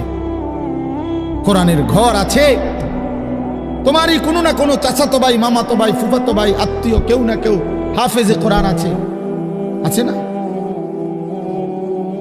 তালেবে ইলম আছে, মাদ্রাসায় পড়ুয়া আছে। এত কিছু দেখার পরেও যার কলিজায় এক ওয়াক্ত নামাজ পড়তে মন চায় না, তার দিল পাথরের চাইতে শক্ত, তার দিল জন্তু জানোয়ারের দিলের চাইতে নিকৃষ্ট। কারণ এ বড় শক্ত হারামি, মনে রাখি। সে কিছুই মনে করে না আল্লাহকে, কিছুই মনে। এত মসজিদ মাদ্রাসা, এত নামাজ রোজার এত চিহ্ন দেখাও আমি কিছুই বিশ্বাস করি না। আমি বিশ্বাস করি আমার জীবন হলো মোবাইল, আমার জীবন হলো নারী, আমার জীবনের অর্থ হলো ছবি, আমার জিন্দিগির মাকসাদ হলো উলঙ্গ ছবি দেখা, নর্তকী দেখা, জিনা ব্যভিচারের দৃশ্য দেখা, মদের আড্ডা, জুয়ার আড্ডা, নারীর আড্ডা, কোন অশ্লীল মেয়ের পিছনে জীবনটা শেষ করে দেওয়া। খালাস, আমি বুঝছি এটাই জীবন। কিসের মসজিদ, কিসের মাদ্রাসা, কিসের আল্লাহ, কিসের রাসূল, আমি এগুলা বুঝি না। এতটা উল্টে গেল কেন? এত বড় লানত হলো কেন বলেন বাবা? অতএব আপনাদের কাছে অনুরোধ করলাম, আপনারা আপনাদের বিবেককে নিয়ে ভাবেন। তোমরা ছেলেরাও বাবা রাগ হইও না, বুঝতে শিখো বাবা। কে ফিরাবে তোমাদেরকে? কে ফিরাবে? কে ফিরাবে? কে ফিরাবে বাপ? তোমরা কি কোনোদিন মরবা না? আজ যদি মৃত্যু হয়, এই বেনামাজি জিন্দিগি নিয়ে কেমনে কবরে যাইবা? ঠিক বা কেমন? এই নাফরমানের জিন্দিগি নিয়ে কেমনে টিকবা? এই জন্য আমরা প্রত্যেকেই প্রস্তুতি নেই। যদি ভাবতে শিখি, বুঝি, সামান্য অনুভূতি জাগে, তাহলে এই অনুভূতিটাকে কাজে লাগাবার, একটা জনের গুনাহ মাফ করে নতুন করে নিজেকে আল্লাহর ইবাদত, ঈমান, আমলের দ্বারা সজ্জিত করার একটা শ্রেষ্ঠতম সিজন, মৌসুম আসতেছে। সেটা হলো মাহে রমজান। মাহে রমজান বড় বেশি সুযোগ আসতেছে। আল্লাহ যদি দয়া করে হায়াত দেয়, তো পিছনের সব গুনাহ মাফ করিয়ে নতুন সাজে নিজেকে সজ্জিত করার, আখিরাতের রঙে রঙিন করার, জান্নাতের রঙে নিজেকে গড়ে তোলার এক শ্রেষ্ঠতম মাস মাহে রমজান। রমজান মানে অন্য কিছু, রমজান মানে ভিন্ন কিছু। রমজান মাসে মানে নিজেকে বদলানোর মাস, রমজান মানে নিজেকে পরিবর্তনের মাস, রমজান মানে নিজেকে আখিরাতের রঙে রঙিন করার মাস, রমজান মানে আল্লাহ তাআলার মহব্বতে, রাসূলুল্লাহ সাল্লাল্লাহু আলাইহি ওয়াসাল্লামের মহব্বতে ডুবে যাওয়ার মাস। এটা আমাদের সামনে। আল্লাহ আমাদের জন্য রমজানের হায়াত ভিক্ষা দান করেন। আল্লাহ যেন আমাদের সকলকে রমজান পর্যন্ত পৌঁছিয়ে দেন। এই আয়াত দেখেন, আল্লাহ তাআলা বলছেন, ইয়া আইয়ুহাল্লাযীনা আমানু, হে ঈমানদারগণ, কুতিবা আলাইকুমুস সিয়াম, তোমাদের উপরে রোজা ফরজ করা হলো, কামা কুতিবা আলাল্লাযীনা মিন ক্বাবলিকুম, যেমনটা ফরজ করা হয়েছিল তোমাদের পূর্ববর্তীগণের উপর, মানে পূর্বের ঈমানদার উম্মতদের উপর। কেন ফরজ করা হলো রোজা? উদ্দেশ্য কি? আমি আল্লাহর, লাআল্লাকুম তাত্তাকুন, যেন তোমরা মুত্তাকি হতে পারো, মুত্তাকি হইতে পারো, আল্লাহ ভীরু হইতে পারো। আর মুত্তাকি হলে কি লাভ হবে? উইদ্দাত লিল মুত্তাকিন, আল্লাহ বলে জান্নাত বানানোই হয়েছে মুত্তাকিদের জন্য। মুত্তাকি হবে তো জান্নাতি হবে, জান্নাতি হবে। এই আয়াতটার অল্প একটু কথা, আমি এই আয়াতটাই পড়ছি সূরা বাকারার 183 নম্বর আয়াত, দ্বিতীয় পারা, দ্বিতীয় সূরা। এটার উপর আর একটু কথা বললে আমার কথা শেষ। আমরা আমাদের যদি পরিবর্তন চাই, পরিবর্তনের সুযোগ মাহে রমজান। আমরা যদি আখিরাত সাজাইতে চাই, আমাদের জন্য শ্রেষ্ঠ সুযোগ মাহে রমজান। আমরা যদি ঘুরে দাঁড়াইতে চাই, আমাদের জন্য শ্রেষ্ঠ সুযোগ মাহে রমজান। মাহে রমজান, আল্লাহ নাফরমানির এই জিন্দিগি আমি ছেড়ে দেব, আপনার রঙে রঙিন হব, তাইলে শ্রেষ্ঠতম সুযোগ মাহে রমজান। মাহে রমজানের মধ্যে অসম্ভব শক্তি আছে, মাহে রমজানের মধ্যে অসম্ভব পাওয়ার আছে। আল্লাহ বলছে, রমজানে বান্দা আইসো আমার কাছে, রাত দিন 24 ঘন্টা আমি আল্লাহ জাহান্নাম থেকে মুক্তি দিতে থাকব। ওয়াতাখাউ মিনান নার, জাহান্নাম থেকে মুক্তি দেব, সারা রাত মুক্তি দেব, সারা দিন মুক্তি দেব। রমজানের প্রতি ঘন্টা, প্রতি মিনিট, প্রতি সেকেন্ড হীরা মণি মুক্তা জহরতের চাইতেও কোটি গুণ বেশি দাম, কোটি গুণ বেশি দাম। আল্লাহ তাআলা সেই মহিমান্বিত রমজান আমাদের সামনে আনতেছেন। আর মাত্র 18-19 দিনও বাকি নাই। এই অল্প কয়টা দিন বাবা, আমাদের উচিত রমজানের জন্য অধীর আগ্রহে মহব্বতের সাথে আল্লাহর কাছে হায়াত ভিক্ষা চাওয়া, যে আল্লাহ এত কাছে আইনা মৃত্যু দিয়েন না, কবরে নিয়েন না, আর কয়টা দিন হায়াত দেন, রমজান পর্যন্ত পৌঁছিয়ে দেন। আল্লাহুম্মা বারিক লানা ফি রাজাব ওয়া শাবান ওয়া বাল্লিগনা রমাদান। আল্লাহ তাআলা বলেন, ইয়া আইয়ুহাল্লাযীনা আমানু। দেখেন এই একটি আয়াতে আল্লাহ 4টা কথা বলছে। একটা হলো হে ঈমানদারগণ, 2 নাম্বার হলো তোমাদের উপরে রোজা ফরজ করা হলো, 3 নাম্বার হলো যেমনটা ফরজ করা হয়েছিল পূর্ববর্তীদের উপরে, 4 নাম্বার হলো যেন তোমরা মুত্তাকি হতে পারো। কয়টা কথা হলো? এই 4টা কথার আমি 4টা আলগা সংক্ষিপ্ত একটু ব্যাখ্যা বলি। 1 নাম্বার হলো হে ঈমানদারগণ, এটা আল্লাহ আমাদেরকে ডাক দিয়েছেন। তাফসীরের মধ্যে আছে আদম আলাইহিস সালাম থেকে নিয়ে আমাদের নবী পর্যন্ত, ইতিপূর্বে আমাদের নবীর আগে যত নবী পৃথিবীতে আল্লাহ পাঠাইছেন, ওই নবীদের উপরে যারা ঈমান আনছিল, ওই নবীদের আমলে তাদের কাউকে কোনোদিন আল্লাহ তাআলা এই শব্দ দিয়ে হে ঈমানদারগণ, ইয়া আইয়ুহাল্লাযীনা আমানু বলে ডাক দেন নাই। আগে সর্বপ্রথম আমাদের নবী, আখিরি নবী, আল্লাহর বন্ধু, আমাদের নবীর ভালোবাসায় আল্লাহ তাআলা বলছে, বন্ধু বিগত কোন নবীর ঈমানদার উম্মতকে আমি যেই শব্দে ডাকি নাই, এই প্রথম আপনার ভালোবাসায় আপনার ঈমানদার উম্মতকে আমি ইয়া আইয়ুহাল্লাযীনা আমানু এই নতুন শব্দে ডাক দিলাম। হে ঈমানদারগণ, হে ঈমানদার তোমরা আমার। তাফসীর ইবনে কাসিরের মধ্যে আছে, যে ঈমানদার সে আল্লাহর বন্ধু, যে মুমিন সে কার বন্ধু? আল্লাহর বন্ধু। আল্লাহর বন্ধু, মুমিনের বন্ধু আল্লাহ, আল্লাহর বন্ধু মুমিন, আল্লাহর বন্ধু মুমিন। এই জন্য তাফসীরে লিখছে হে ঈমানদারগণ, এই কথার আরেকটা তর্জমা এটা, হে আমার বন্ধুগণ। আল্লাহ যেন ডাক দিয়া বলছে, হে আমার বন্ধুগণ, তোমরা আমার বন্ধু, তোমরা আমার। আমি বানাইছি বহু জনেরে, তোমরা বানাইছি আমার জন্য, আমার জন্য। তোমরা আমার, তোমরা আমারে মেনে নিয়েছ, তোমরা আমার কালেমা পড়েছ, তোমরা আমার রাসূলকে মেনে নিয়েছ, অতএব তোমরা আমার। তোমাদের কালেমা লা ইলাহা ইল্লাল্লাহ মুহাম্মাদুর রাসূলুল্লাহ, এটা আমি গ্রহণ করলাম, গ্রহণ করে আমি নিলাম। এই জন্যই আমি তোমাদেরকে ডাক দিই। তুমি বলছো আমি এনে ভর্তি হমু, ওই যে আমারে মোহাম্মদে বলছে, তার ছোট ভাই হাফেজ মুশাররফ কয় আমার আজকে বললো যে হুজুর ভর্তি করামু আপনার মাদ্রাসায়, তো কি কোন সময় আমু, ফরম নিয়ম কানুন কি? আমি এত কথা তোমার দরকার কি, হাতে ভর্তি হইব সারছে তো আর কি। তার মানে আমি বলতে চাইছি, তারে কি বুঝাইলাম, তোমার এত নিয়ম কানুনের দরকার কি, আমি তারে নিলাম, খালাস, আমি ভর্তি নিলাম। তাইলে অর্থ হইল আল্লাহ তাআলা বলছেন, বান্দা তোমার কালেমা আমি নিলাম, তোমার ঈমান আমি নিলাম, এজন্য আমি তোমারে মুমিন বলে ডাক দিলাম। আল্লাহ কাউকে নিজের করে ডাক দেওয়া, খোদার কসম, এটা তার জীবনের সবচেয়ে বড় পাওয়া। যদি দিল থাকতো তাইলে আমরা বুঝতাম। এক এমপি সাহেব যদি কারো নাম নেয়, এক মন্ত্রী সাহেব কারো নাম নেয়, আর তারে যদি কেউ আইয়া কয় আজকে তো মন্ত্রী সাহেবের কাছে গেছিলাম আর উনি তোমার নাম নিছে, তোমার কথা ভালো কইছে, বাবা হেতে বেটা তো মানে ঠ্যাঙালগি দিয়ে আটতে লাগবে।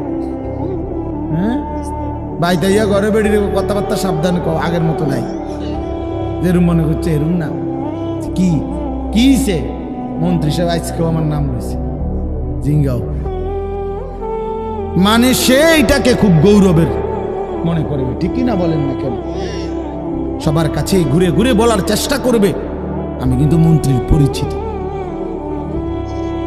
হাদিসের মধ্যে আছে এক সাহাবী উবাই ইবনে কাব রাদিয়াল্লাহু তাআলা আনহু, সাহাবীদের মধ্যে নবীজির সবচেয়ে সুন্দর কোরআন শরীফ পড়তেন যিনি, ওনার নাম হলো উবাই ইবনে কাব। তো এই উনি নবীজি একদিন উনাকে বলছেন এই সাহাবীকে যে উবাই এদিকে আসো, তুমি আমারে কোরআন শরীফ পড়ে শোনাও। বুঝছেন? তখন ওই সাহাবী একটু লজ্জিত হয়ে বলতেছি, ইয়া রাসূলুল্লাহ, আমি আপনার সামনে কোরআন পড়বো? অথচ কোরআন তো আমরা আপনার থেকেই শুনি, কোরআন আপনার উপরেই নাজিল হয়, আমি কোন সাহসে আপনার সামনে কোরআন পড়ি? তো নবীজি বললেন, শুনো, মহান আল্লাহ পাক রব্বুল আলামিন জিব্রাইল পাঠাইয়া তোমার নাম নিয়া বলছে তোমার কাছ থেকে আমি কোরআন শুনতে। এই আমরা স্পষ্ট হাদিসে পড়ছি, বিশ্বাস করেন। এই সাহাবী এটা শুই না 3 বার জিজ্ঞাসা করছে নবীজিরে, আওয়াসাম্মানি আল্লাহ, ইয়া রাসূলুল্লাহ বললেন কি আমার আল্লাহ আমার নাম নিছে? আমার নাম? আর কোন কি আপনি? নবীজি বলল, হ তোমার নামে তো নিছে। উনি আবার জিজ্ঞাসা করছে, ইয়া রাসূলুল্লাহ সত্যি বলছেন আমার নাম নিয়েছেন আল্লাহ? বলছে, হ তোমার নাম। আবার জিজ্ঞাসা করছেন, হাদিসের স্পষ্ট শব্দ আছে ফাবাকা। 3 বারের পরে এই সাহাবী খুশিতে আনন্দে চিৎকার করে কাঁদতে শুরু করছে আর বলতেছি, ইয়া রাসূলুল্লাহ, এক গোলামের কি পরিমাণ সৌভাগ্য, তার মুনিব তার নাম নিয়েছে। তা আমরা আমাদের কালেমার কি পরিমাণ সৌভাগ্য, আমরা একবার বলেছি কালেমা, আল্লাহ আমাদেরকে ডাক দিছে, ইয়া আইয়ুহাল্লাযীনা আমানু, হে আমার কালেমা ওয়ালারা, তোমরা আমার, তোমরা আমার, আমি তোমাদের ঈমান নিলাম, আমি তোমাদেরকে ডাক দিলাম। এক মুমিনের কি পরিমাণ খুশি হওয়া উচিত আপনি শোনেন। 29 নম্বর পারায় একটা সূরা আছে, সূরা মুরসালাত। এই যে এর আগে একটা সূরা আছে, সূরা দাহার, কোরআনুল কারীমের 76 নম্বর সূরা, 2 পৃষ্ঠাওয়ালা ছোট সূরা। এই সূরাটার মধ্যে জান্নাতের বর্ণনা সবচেয়ে সুন্দর, মানে জান্নাতের বর্ণনা হৃদয় কারা এই সূরাতে আছে। এই সূরাটা যেদিন নবীজির উপরে নাজিল হয়েছে, সেদিন নবীজির সামনে একজন কালো রঙের সাহাবী বসা ছিলেন। ওয়াইন্দাহু রাজুলুন আসওয়াদ, কালো একজন রঙের সাহাবী বসা ছিল, উনি বসা ছিলেন। এই সময় এই সূরাটা নাজিল হয়েছে, নবীজি উনাগরে শুনাইছে সূরাটা।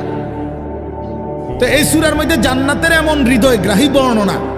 এই সাহাবীটা সামনে যিনি বসা কালো রঙের সহজ সরল সাহাবী, উনি এই সূরা এটা শুইনা জান্নাতের আশায় খুশিতে একটা চিৎকার দিছে, এক চিৎকারে হাদিসে আছে উনি ওইখানে ইন্তেকাল করছে।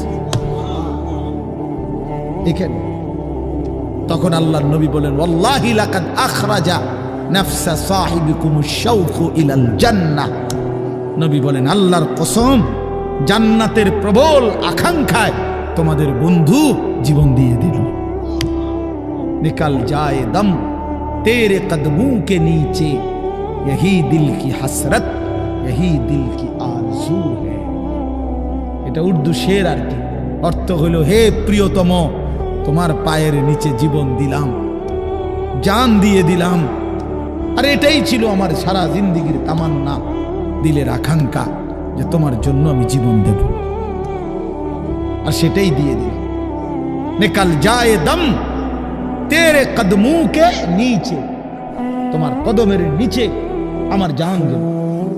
এই দিল কি হাসরত, এটাই ছিল দিলের আকাঙ্ক্ষা। এজন্য আজকে ছেলেরা কোথায় জীবন শেষ করে দিচ্ছ?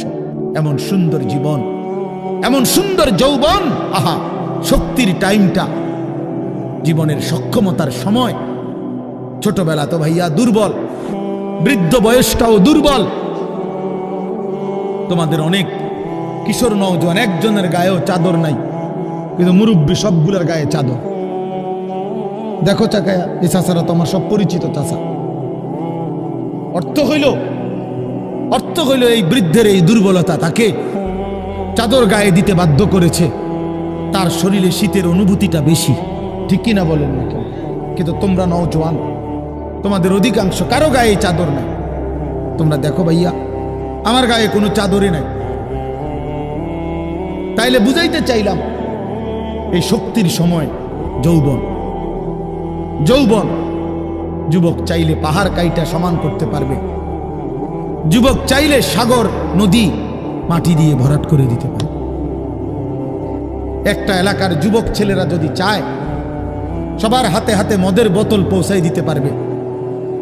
একটা সমাজের ছেলেরা যদি চায়, সবার হাতে হাতে নামাজের মুসল্লাও তুলে দিতে পারবে। অতএব ছেলেরা, তোমরা যারা যুবক আয়োজন করছো, আমি তোমাদের উৎসাহ দেই, একটু আগাও, এখানে থাইমা যাইও না। একটা মাহফিল করছি, এক ফোটলা বিরিয়ানি খাওয়াই দিছি, খালাস না বন্ধু, একটু আগাও। তোমরা আবার বসো, যে কয়জনে মাহফিলের আয়োজন করছো তোমরা আবার বসো, যে আমরা কেমনে আটটু ভালো হইতে পারি, আটটু চরিত্রবান হইতে পারি, আমরা কেমনে নিজেরা নামাজ ধরতে পারি। একটু যদি হিম্মত করো যুবক, ইনশাআল্লাহ ভালো হবে। শনিবার দিন আমি আমার মাদ্রাসায়, এই শনিবারে সকাল 10টা থেকে বিকাল 4:30 পর্যন্ত, এইবারই প্রথমবার আমি আলাদা 16 বছর থেকে 30 বছরের নিচে যাদের বয়স, এই কিশোর যুবকদের জন্য আলাদা ইসলাহি মজলিসের আয়োজন করছিলাম। আমার শায়েখ আল্লামা মুফতি মুশতাকুর নবী সাহেব বয়ান করছেন, আল্লামা মুফতি আমজাদ হুসাইন সাহেব বয়ান করছেন, হযরত মাওলানা মুফতি ইউসুফ বিন ইকবাল বয়ান করছেন, আমাদের কুমিল্লা ক্যান্টনমেন্টের বড় একজন শিশু বিশেষজ্ঞ ডাক্তার মিজানুর রহমান, উনি বয়ান করছেন, আমি নিজে কিছু কথা বলছি। প্রায় 600 ছেলে এন্ট্রিভুক্ত আসছে, উপস্থিত হয়েছে 600। সন্দ্বীপে, চট্টগ্রামে আমরা প্রতি বছর সন্দ্বীপ যাই, সেখানে 4টা-5টা ছেলে ফজরের নামাজের জন্য, তারা বন্ধু, কলেজের ছেলে, 4-5 জন ছেলে মাত্র। ওরা একদিন সিদ্ধান্ত নিছিল, ওরা সবসময় ফজরের নামাজ পড়তো, তো ওরা একদিন সিদ্ধান্ত নিছে যে ফজরের পরে তারা সন্দ্বীপ তো সাগরের পারে, তো সাগরের পারে হাঁটতো তারা। তো তারা একদিন সিদ্ধান্ত নিছিল আজ থেকে 1 বছর আগে, যে আমরা সকালবেলা না হাইটা চলো আমরা বন্ধুদেরকে ফজরের জন্য জাগাই, ফজরের ক্যাম্পেইন করি, ফজরের জন্য গণসংযোগ করি। এই 4-5 জন ছেলে উদ্যোগ নিয়ে শুরু করছে। ঠিক 1 বছরের মেহনতে এই গত নভেম্বর, 24 সালের নভেম্বরে আমি গেছি মাহফিলে, ওইখানে তারা আমার লিস্টেড। ফজরের পরে আমি তাদের জন্য আলাদা বয়ান করছি, তাদের আলাদা মাহফিল হয়েছে ফজরের পরে। মানে রাতে আমি যেই প্যান্ডেলে ওয়াজ করছি, ওই প্যান্ডেলটা তারা সকালের জন্য আবার ভাড়া নিছে। বুঝেন না এই কথা? আমি ওখানে ছিলাম, আর ওখানে রাত্রে আসা যায় না, ওইটা সন্দ্বীপে স্পিড বোট দিয়ে আইতে যাইতে হয়, তো রাইতে আওয়ানোর সিস্টেম নেই, থাকতে হয়। এই জন্য ফজরের পরে আবার বয়ান করছি 1.5 ঘন্টা। তো ওরা, আমি বললাম এত ভোরে ছেলেরা আইবুনি, কয় হুজুর আসবে ইনশাল্লাহ, আপনি দেখেন। তারা আমারে দেখাইছে কাগজে কলমে লিস্টেড করা প্রায় 4,500 ছেলে এখন ফজরের নামাজ জামাতে। যুবক চাইলে কি না পারে, যুবক চাইলে ভাঙতে পারে, যুবক চাইলে গড়তে পারে, যুবক চাইলে বুলডোজার দিয়ে সমান করে লাইতে পারে, সমান করে ফেলতে। আবার সেই ভাঙার উপরে যুবক চাইলে গড়তেও পারে। আল্লাহ তাআলা নওজোয়ানের শরীরে অসম্ভব হিম্মত দান করছে, অসম্ভব হিম্মত। এই জন্য বাপ, আমি যুবক যারা, তাদেরকে উৎসাহিত করলাম। মহান আল্লাহ পাক রব্বুল আলামিন আমাদেরকে বলছেন, আমি তোমাদের ইমানদার, ইমান নিলাম, আমি ইমান দিছি বান্দা। আমি গত বছর যখন তাবলীগের সফরে ছিলাম দিনাজপুর জেলায়, গত বছর আগস্ট মাসে 72 বছর বয়স্ক একজন হিন্দু লোককে কালেমার দাওয়াত দিছিলাম। ওনার 2 ছেলে মুসলমান। ওনারে আমি 2.5 ঘন্টা কালেমার দাওয়াত দিছি। আমরা 3 জন আলেম মিলে কত অনুনয় বিনয় করছি, কাকুতি মিনতি করছি, কাঁদছি, চোখের পানি ফেলছি। একটা বার চাচা কালেমা পড়েন, আপনার ছেলে মুসলমান, ছেলের বউ মুসলমান, আপনার নাতি নাতনি সব মুসলমান, আপনি এখনো বসে আছেন কেন? আহা, এই 72 বছর হয়ে গেছে। বুড়া মিয়া কয় আমি ওটা বলবো না। বলে নাই।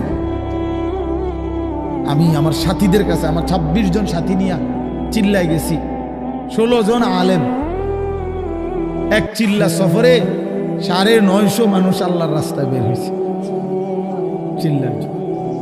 আলহামদুলিল্লাহ, আল্লাহই করাইছে। তো বলতেছিলাম, আমি সাথীদের কাছে এসে বলছিলাম যে দেখেন 72 বছর বয়স হয়ে গেছে, এক আল্লাহর বান্দা, তার জবান দিয়া কোনোদিন তার মালিকের নামটা বলবে। আমারে আপনারে আল্লাহ তাআলা কত বড় তৌফিক দিছে যে আমরা কত হাজারবার, লক্ষবার কালেমা লা ইলাহা ইল্লাল্লাহ মুহাম্মাদুর রাসূলুল্লাহ এটা যে আমরা পড়তে পারি, পড়তে পারছি, এই সৌভাগ্যের কৃতজ্ঞতা কি? এটা যদি আল্লাহ আমগো জবান দিয়ে কোনোদিন না বলাইতো।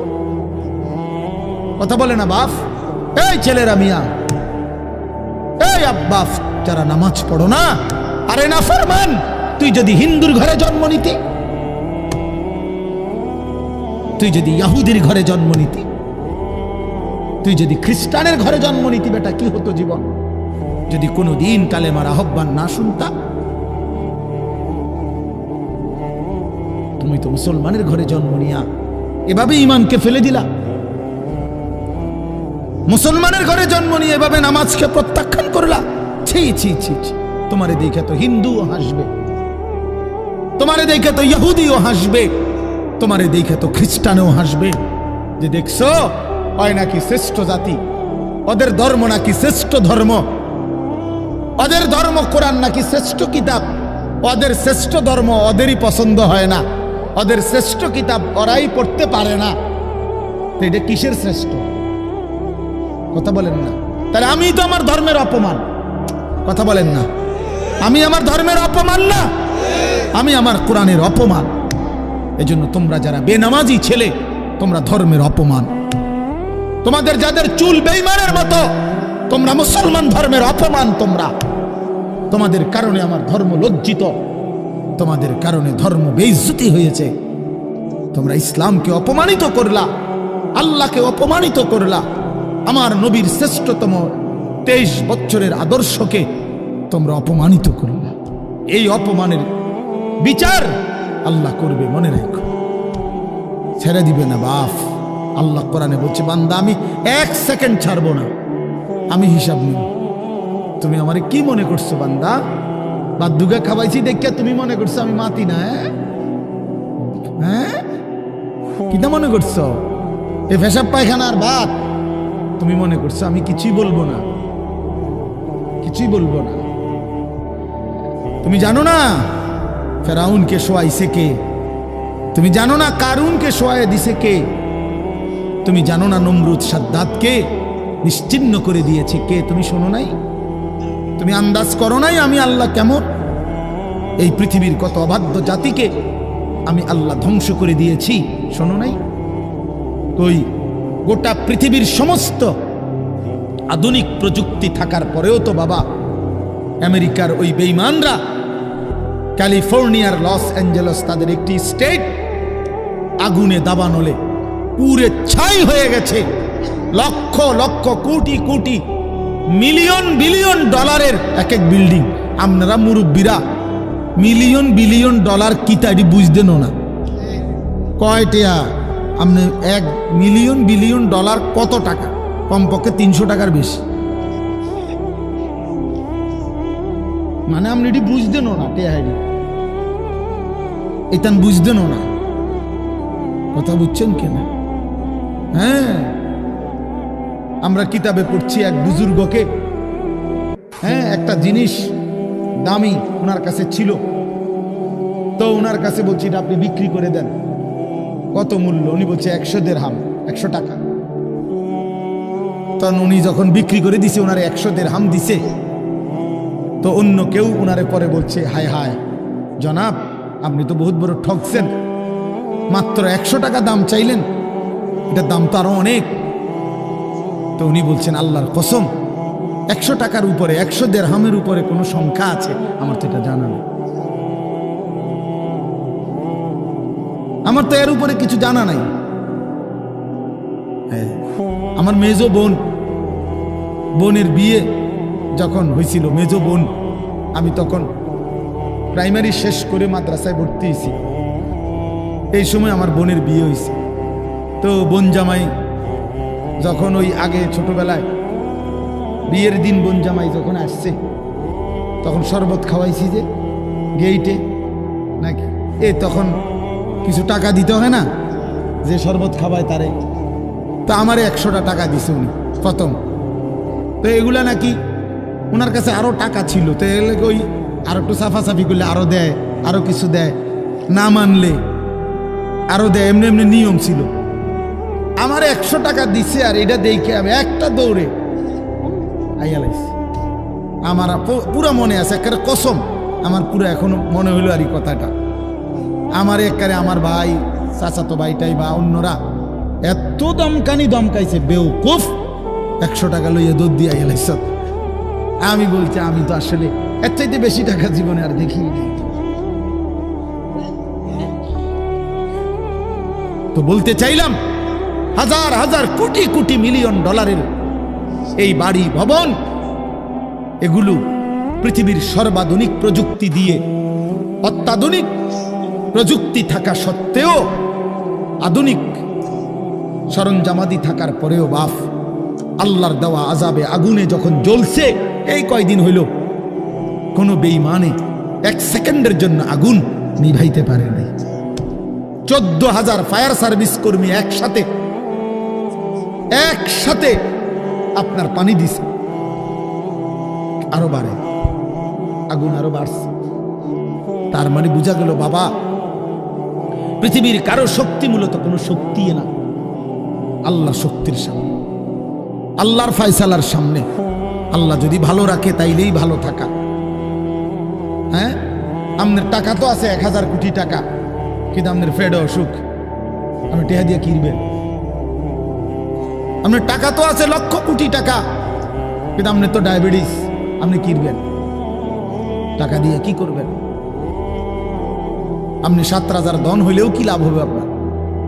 এই জন্য আমি অনুরোধ করছি, আমরা মুমিন, আল্লাহ আমাদেরকে বলছে এটাই কথা, তোমাদের উপরে আমি রোজা ফরজ করলাম, তোমরা আমার হুকুম মানো, তোমরা আমারে মানো বান্দা। রোজা মানে বিরত থাকা, সিয়াম মানে বিরত থাকা, তার মানে গুনাহ থেকে বাঁচো, হালাল বস্তু থেকে বাঁচো। আমি তোমাদেরকে হারাম তো হারামই, হারাম থেকে আবার ফিরাবো কেন? হারাম থেকে তো ফিরতে সারা বছরের জন্যই বলে দিছি। তো আমি রমজান মাসে তোমাদের 3টি হালাল খাবার হালাল ছিল, পানি হালাল ছিল, হালাল স্ত্রী হালাল ছিল। আমি রমজানের 30টা দিন, একটা মাসে তোমাদের জন্য খাদ্য, পানি, স্ত্রী, এই 3টা জিনিস হালাল বস্তু আমি হারাম করে দিলাম। যেন আমি বুঝাইতে চাইলাম যে দেখো, আমি আল্লাহ যেখানে হালালটাও হারাম করে দিলাম, সেখানে হারামটার প্রতি আমি আল্লাহর কি পরিমাণ ঘৃণা। যেখানে হালালটাই ছেড়ে দিতে বললাম, সেখানে হারামটা ধরে রাখার কোন সুযোগ আছে? অতএব মিথ্যা, চুরি, ডাকাতি, জিনা, ব্যভিচার, মদ, জুয়া, নাচ গান, সুদ, ঘুষ, মা বোনদের বেপর্দা জিন্দেগি ছেড়ে দেন, ছেড়ে দেন। একজন বুঝলে একজনে, কোনো অসুবিধা নাই, আমার কোনো আফসুস নাই। আমি সব সময় ফেরিওয়ালার মতো আমি বুঝি, একজনই শুনুক, একজনই যদি ভাবে আলহামদুলিল্লাহ, সংখ্যা দিয়ে আমি কি করব? বুঝেন না? 10 কোটি মানুষ আমারে মনে করেন আলগি দিছে, তো কি এটা আমার কবর রাজাব মা। বাংলাদেশের একেবারে মনে করেন 50 লাখ লোক আমার চিনে, তো কি এতে আমার কবর রাজাব মা। তো আর কি, পরিচিতি, অপরিচিতি, জনপ্রিয়তা, এগুলো কোনো বিষয় না, এগুলো কোনো মুখ্য বিষয় নয়। বিষয় হলো আল্লাহর কাছে গ্রহণ হওয়া, আখিরাতের মুক্তি পাওয়া, জাহান্নাম থেকে মুক্তি পাওয়া। অতএব আজকে এতটুকুই মূল কথা। আমরা প্রত্যেকেই এটা ভাবি আমরা মুমিন। প্রিয় ভাই বলেন, আমরা এখানে যারা এখন বসছি রাত 12টা বাজে, আমার কথা শেষ, নীরবে একটা মিনিট ইনসাফের সাথে ছেলেরা বাবা বলো তুমি মুসলমান কিনা। না ছেলেরা আলাদা বলো বাবা কও তোমরা মুসলমান কিনা। প্রিয় বাপ বলো তুমি মুসলমান কিনা, তুমি মুসলমানের সন্তান কিনা। তাইলে তুমি সিদ্ধান্ত দাও আজকে। বয়স্ক যারা আছেন তারা আপনারা বসা থাকেন, কিন্তু তোমরা যারা 30 বছরের নিচে ছেলে, তোমাদের বয়স, বুঝে শুনে ধোঁকা দিও না, আল্লাহর সাথে ধোঁকা করো না, আল্লাহর সাথে মস্কারি করো না। হাদিসের মধ্যে আছে এক লোক নবীজির সামনে বাম হাত দিয়ে খাইতেছিল, মুসলিম শরীফের হাদিস। নবীজি তারে বলছে ডান হাতে খাও, তখন সে বলছে আমি ডান হাতে খাইতে পারি না। নবীজি বলছে তাইলে আর পারবাও না। কসম আল্লাহর, ওই হাদিস আছে। সাহাবী বলে ওই লোক আর কোনোদিন ডান হাত মুখের কাছে আনতে পারে নাই, কারণ সে তো মূলত মিথ্যা বলছিল, অহংকার করে বলছিল। এই জন্য আমি অনুরোধ করছি, তোমরা যারা 30 বছরের নিচে আছো ছেলে বাবা, তোমরা দিল থেকে বুঝে শুনে তোমরা নিয়ত করে দাঁড়াও, যে এই কথার নিয়তে দাঁড়াও যার ভাল লাগে যে আমি ইনশাল্লাহ চেষ্টা করুম ফজর সহ 5 ওয়াক্ত নামাজ পড়তে। তুমি সিদ্ধান্ত নিয়ে বলো যে আমি চেষ্টা করব, আমি নারী ছবি, অশ্লীল দৃশ্য থেকে, মোবাইলের অশ্লীল ছবি থেকে নিজেকে বাঁচাইবার নিয়ত করলাম, সিদ্ধান্ত করলাম। আল্লাহ তৌফিক দিলেই তো পারবা, ঠিক কিনা বলেন না কেন? অতএব নিয়ত করে হিম্মতের সাথে যে আসলেই হুজুর আমি দিল থেকে বললাম, এই নিয়ত করে দাঁড়াও। যার ভাল লাগে দাঁড়াও, কোনো বাধাবাধকতা নাই, যার মন চায় দাঁড়াও, আমার কোনো জোরাজুরি নাই। বাকি তুমি দিল থেকে বলো, মন থেকে মনে নিয়ত করো, তোমার দিলে তুমি। কারণ তোমার কবর তোমার, আমার কবর আমার। তোমার ঘরে তুমি ফিরবা, আমার ঘরে আমি ফিরব।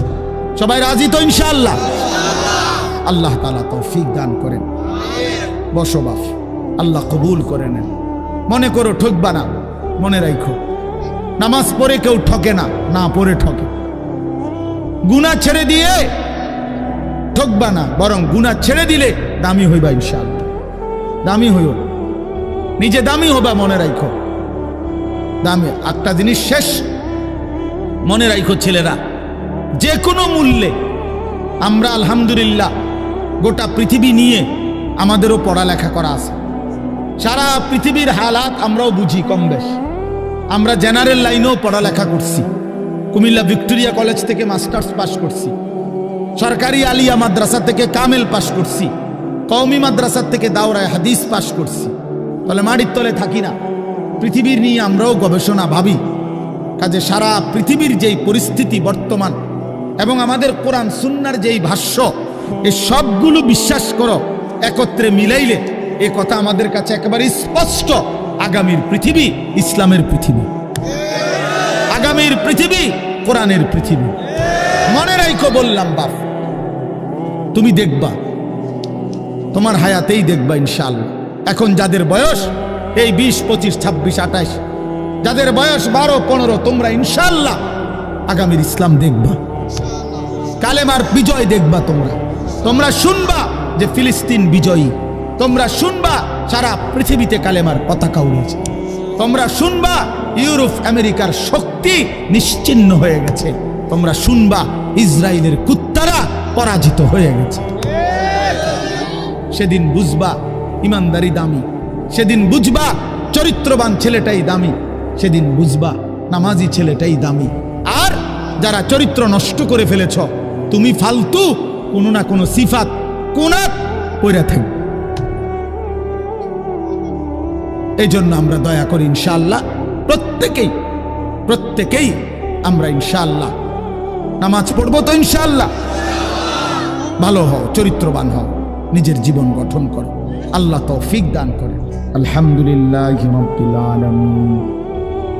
আল্লাহুম্মা আনতাস সালাম ওয়া মিনকাস সালাম, তাবারাকতা ইয়া দাল জালালি ওয়াল ইকরাম।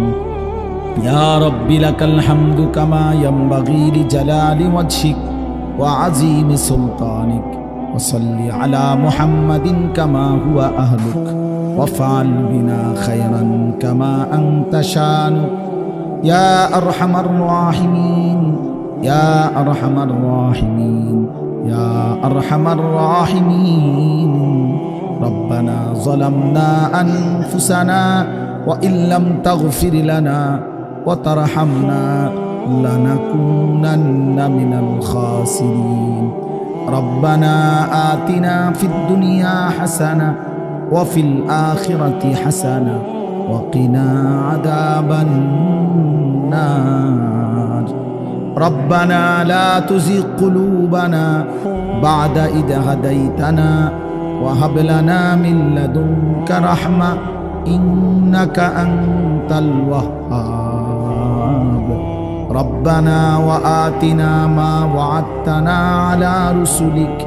ولا تخزنا يوم القيامة إنك لا تخلف الميعاد ربنا اصرف عنا عذاب جهنم إن عذابها كان غراما إنها ساءت مستقرا ومقاما رب ارحمهما كما ربياني صغيرا رب ارحمهما كما ربياني صغيرا ربنا هب لنا من أزواجنا وذرياتنا قرة أعين واجعلنا للمتقين إماما مولاي كريم رب كريم মেহেরবান মাওলা রাত গভীরে আমরা গুনাহগার গোলাম আপনার শাহী দরবারে হাত উঠাইলাম